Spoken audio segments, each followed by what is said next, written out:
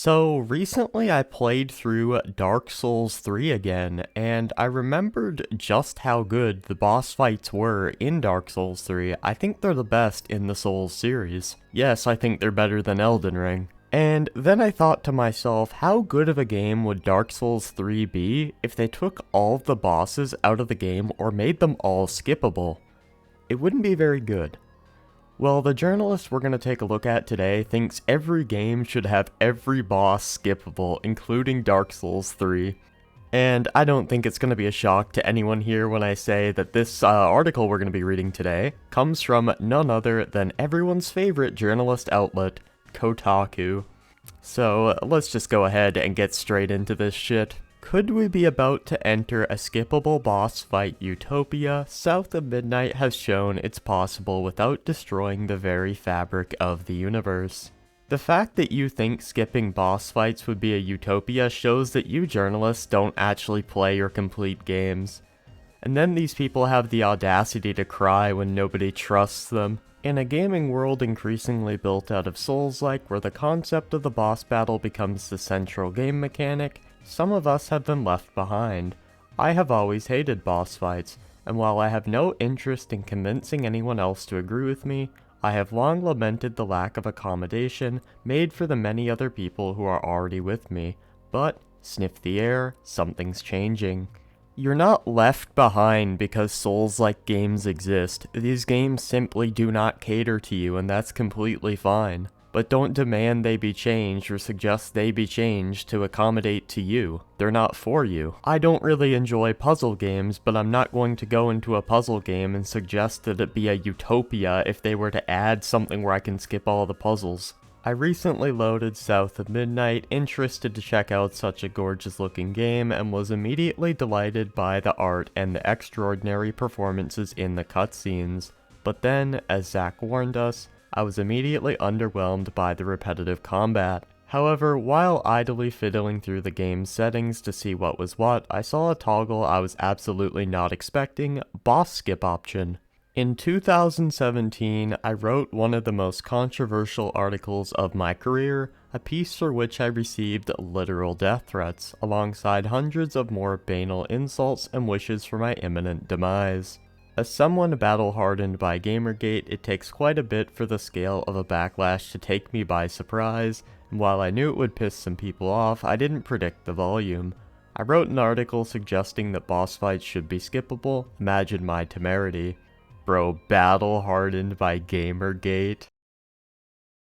That has to be the saddest thing I've read all day. It wouldn't be a Kotaku article without bringing up Gamergate, even though it's not relevant at all. There are so many games I've never seen the end of, but for YouTube I suppose, because I just wasn't physically capable of completing the later bosses. I've never finished a Metroid Prime game, for instance, despite it being one of my all-time favorite gaming series.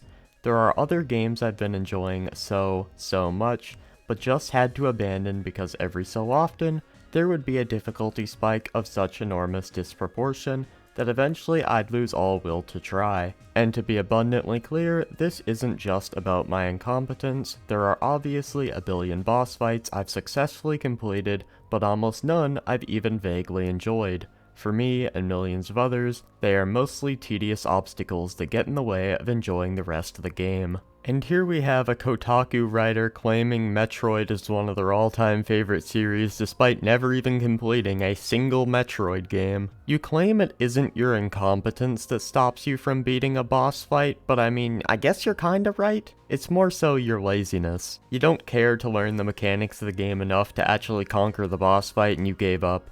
That's not the game's problem, that's a you problem. So it struck me, why not just let me skip past them? Who loses out? Well, it turns out the answer to that question in 2017 was very angry people, for reasons never quite comprehensively elucidated. My being able to carry on playing a game I like without finishing a specific fight causes them great personal injury. To skip over a boss is, I was told, both a moral and physical affront, and the addition of such an option would very likely destroy video games, if not all of society. And yet, in the month since South of Midnight released, I have yet to witness the collapse of humanity. In fact, I've heard only very few people talking about it. Yeah, that's probably because the game didn't even get to 2,000 all-time concurrent players on Steam. Not only are very few people talking about it, very few people are actually even playing it. But you claim why not add this option, it would hurt nobody, why stop there? Why not allow people to just skip straight to the credits the second they boot up the game? Like, where do we draw the line here? I mean, if the devs want to add it, whatever, but if devs don't want to add it, that's completely fine. But the fact that you guys that are supposed to be game reviewers are begging for this just proves that you aren't trustworthy at all. Yes, let's trust Kotaku that wants to put so little effort into their game reviews that they don't even fight the bosses in the game.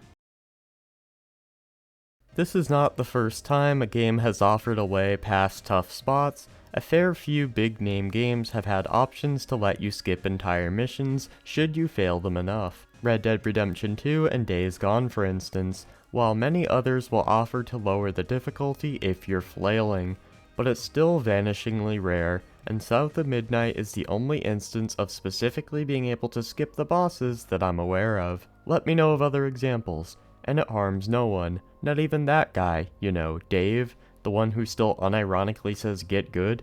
It just lets more people play games the way they want to. You complain about people still saying get good, but you still use Gamergate as an argument, something that happened over a decade ago. And it does kinda harm people if you're making reviews based on games where you're not even engaging with those games.